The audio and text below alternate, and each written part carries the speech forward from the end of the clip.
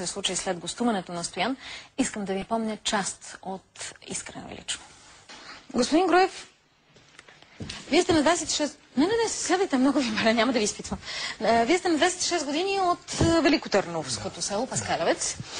Вие сте приятелка на майка му. Така, завършили сте селскостопанския техникум, успеха ви е бил 5,80, браво. И сега, какво правите? Сега дойдохме да се оплаче един от нашото село насилник, се подиграва с мене, изнасили ме един път. Казах на милицията, на жена му, не обърнаха внимание. На полицията вече? Да. Майка писа писмо до Бойко Борисов и той действа да обърнат внимание. Кмет вече? Или преди това? Преди това. И той не е за първи път, не е за втори, даже за четвърти пъти. Първия случай ние вървим с майка по улицата и той където види се, мамито ти дайба, мамито ти дайба.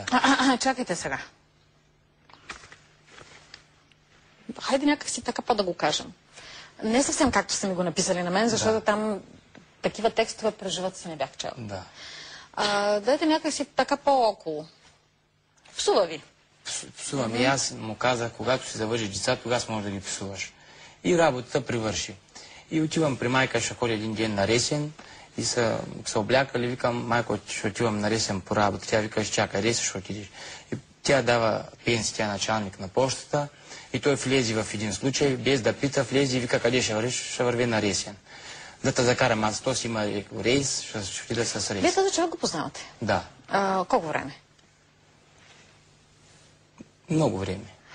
Той някакви такива прояви има ли, няма ли, какъв е? Що за човек е? Ние сме го снимали и него, снимали сме и майка. Да.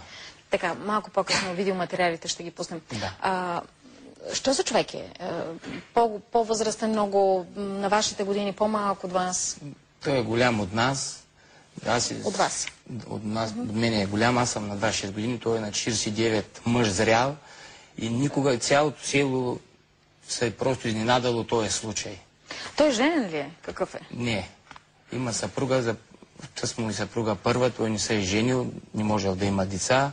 В смисъл, живее с жена? Живее, да. Тоест не е сам? Да. Така, вие защо се страхувахте? Аз не знам как така не директно и около да ви запитам, но когато някой те принуди да направиш нещо веднъж, това, нали, нямал си друг избор, ситуацията, такава обстоятелства, така са се стекли. Но втори, трети, четвърти път, това са вече, нали, не е наведнъж, във времето. Си казвам на жена му вика, не ме интересува, ти си болен, ти лъжиш. Как мога да лъже, като дойде не е за първи път, не е за втори? Защо на жена му? Ами, защото тя работи в секретар и той вика, като бавиш на кмета, каквото много ще ти повярва, каза. На кмета, нали полиция има? Полиция има, аз и на полиция се обадих, тя жена му е секретарка на село Паскалец на кмета и тя като каже на полицията, те се имат, отива веднага се договаря. Вие правили ли сте това? В полицията жалба подавали ли сте? Подавали сме. При лекар ходили ли сте, за да ви... При доктор Лалчев в Павликей. Тоест имате съответните документи, почти е доказано, наричат ви изнасилил. Той по какъв начин ви накара? Той гето ме види, много те обичам, аз викам да не съм гей, че ме обичаш. Има жени толкова, има жена, тръгна с младо момче. Аз за пръв път... Той не е тръгнал. Само ви подхвърля нещо, не е тръгнал с вас. Да. И аз викам, карай си работа, не се занимавай с мен. Аз съм болен, всеки си има ангажименти, всеки си има проблеми. И няма нищо. И гледам един дядо на 86 години, турих на печката дърво, турих на моята печка и си легнах. И в един момент съм се спали, чувам кучето лай. Това посред нощ? Да. Чувам кучето лай, се събудих и стоя на кривата както и си мълче. Кучето излая, след това да скемти, той вляга, щупил му крака и почна да се лопа на джама. И аз както съм легнал на леглото, нето светъл, нето нищо, така се оплаших, викам, кой лопа? Мълчи се.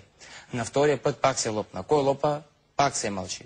На третия път вече пак лопа и аз вече с страх. Кой лопа?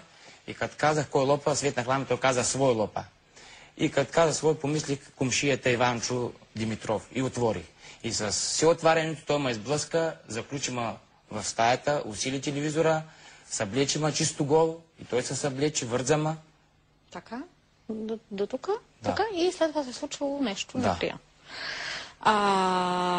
След това? Колко време мина? Оплакахте ли се на някого? Оплакахме се на милицията, на полицията. Те не обърнаха никакво внимание. Майка подари жалба до Бойко Борисов и Бойко Борисов след като пое работите и обърнаха другия, че няма. То даже и писмото и в мене, дето Бойко Борисов и да не ме наближава лицето, да не се занимава с мене. Ма той Бойко Борисов, той беше главен секретар на МВР, Да. а не пазач. Да. Защо? Какво той да направи? Защото не издействаха нищо от полицията и майка писа до него. А адвокат не намерихте ли междувременно, който да... Не. Но защо? Той тръгна, По-лесно. този Пламен Панайотов тръгна да търси, да върви, да се оправдава. Аз ще дам пари, ще се отърва. Аз, милиция не ме плаши, полиция не ме плаши. Каза, аз съм полицията. Не ме страх, каза от нищо. Той може да говори каквото си иска. След това колко време мина? Мина Между първия и втори случай. 3 години може да мина и сега почва от начало. 3 години. Да, аз живея на моята сестра в къщата. Имам си коза, имам си животни и се занимавам с тях. Грижите се за тях. Да. И аз работя преди една фирма, Мишел се казва, Михаил Петков. Както и да е, да, работите, не? Работя и доди преди на 22 февруари. И този Гошо, покойник, където е починал, дойде и каза, Гошо, Пламен Панайотов дойде и каза, Гошо, къде е Стоян, че много ми трябва? И покойникът Гошо каза, за какво ти Стоян? То тогава не е бил покойник. Да. Не мога да издържа цял час. Така, тогава е бил жив, нали? Да. Защото така покойника каза, просто отвъдното... Тогава, нали, човека си е казал, да. Да. И каза, за какво ти Стоян, трябва ми много. И аз си дядо, за какво ти трябва? Водомерът ти, той, нали, водопроводчик, водомерът ти не е добре да дойде да го направиш, то ще платиш 500 лева. Водомера ми викам на място, няма ти нужда да идвате. И аз стана обед, натварих си магарито с дърва и си тръгнах. И той ме следи с колата, той върви, аз със страх върви с магарито, той върви, аз със страх. Много я потискаш това, да? Да, и на пътя на кръстопътя спря колата и вика, аз ще те чакам за мини. И оттъс на пътя на кръстопътя отгоре едеше на Гинка Семова. И вика, Стоянчо, дрей, чакай малко, аз съм сигурен да ме повозиш додолу.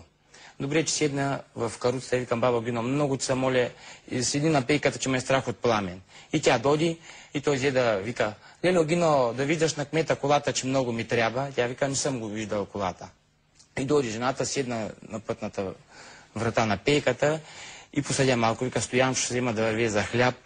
Вагино, много се моля, страх от Пламен. Тя вика, дойде съм тук, заключи и влез. И тя дойде, отиде за хляба, аз си заключих, взе да си стварвам каручката и през 5 минути свирна се и взе да лопа вратата пътната. Стои, няма да те чакам цял ден, отваря да ти видя Водомира, че ще заминавам на Ресия на банкет.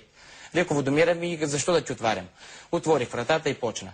Вечера не ми оставаш, каза, отключен порт до 8 часа. Представи си какво ще стане.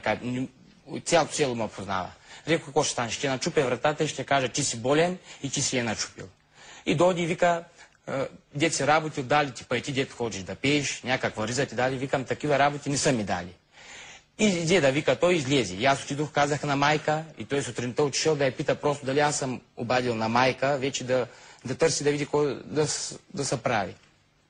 Няма нищо. Вечерта отивам за козата си към 4 часа, както всяка вечер ходя, седнах пред един дядо Иван Трифонов Петков. Няма нужда от такива. Вие как сте ги запомнили всичките хора? Само е генетата, дето не ги съобщаваме. Да, седнал и той приказва ми си, и той мина с колата Пламен и вика, добър ден, той го поздрави, аз мълчи.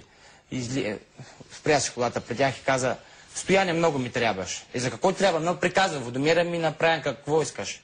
Не ги много знае, ела. Отидох и почна. Вечер остави вратата отворена в 9 часа, като се върна от Ресен, ще дойда. Не оставаш ли вратата, знаеш каквото... Вие нали не оставихте, не знаете какво ви чака. Всеки може да говори каквото му скине. Така. Не сте оставили вратата или оставихте? Оставих, защото ще щупи, ще каже, че аз съм болен, аз съм я щупил. Ама вие много му вярвате на този човек. Вярвам, защото който да е на моето място, като не оставяше и начупи, ще каже, той е болен, той е начупил, за какво да... Значи аз на ваше място не бих оставила вратата отворена. Да. Да я щупи хубаво. Аз я оставих, пък вътре се заключих. Аха. Тоест, вие сте оставили тази порта, която е на двора. На двора. Така, а вътре заключихте? Заключен, така. Да. И? Извънна се, той каза в 8 часа ще дойде. Предната вечер на 22 февруари казах на майка, казах на други хора, той не дойде. На другата вечер дойде той и аз съм казал на комшика: Лело, Милки, много ти се моля съседката, която много ти се моля, обади се до милиция, до полиция, ако видиш Пламен, че иди, със страх живее. Не само аз, има и жени вдовици самотни, както и по водопроводчик, утре ще отиди, ще насили някой, жената няма да смее да каже. И извънна се на порта, и аз не отварям и взе да лопа антрето. Отваряй, кучета се разлаяха, отворих, влези, заключих. Защо му отворихте, нали беше заключено? Заключено отворих, защото ще щупил джамовите. И аз ме е страх, както ще кажа. Ама едно е да ви е влязал някой с взлом, съвсем друго е вие да сте го пуснали като добър домакин.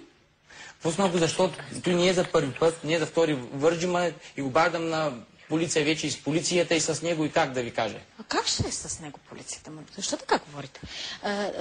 Даже в съда едно е, когато аз съм се облякла така подходящо и съм отишла и съм казала: какъв си сладък, ела тук в нас да те черпа едно кафе, и след това хоп, изнасилена съм. Нали? Това е едно. Да. И съвсем друго, аз съм се отбранявала, направила съм го, надрала съм го целия, нали? Някак си съм противодействала, нали? Не съм искала. Така, представете си, примерно, както влезе той с нож, и аз какво мога да кажа?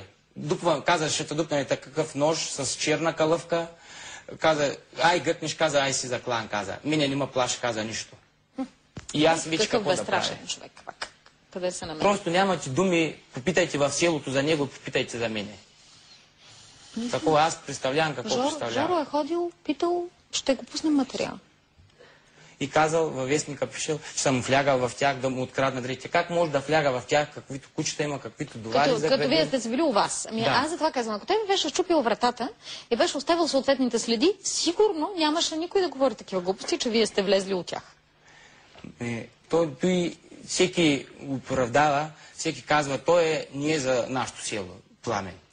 Как може... А за кое село е вашия Пламен? За кое? Къде да го пратим? Не да го пратите, да не наближава селото, да го пратят където трябва. Така. Той като влезе, изнасилва ли ви пак? Да.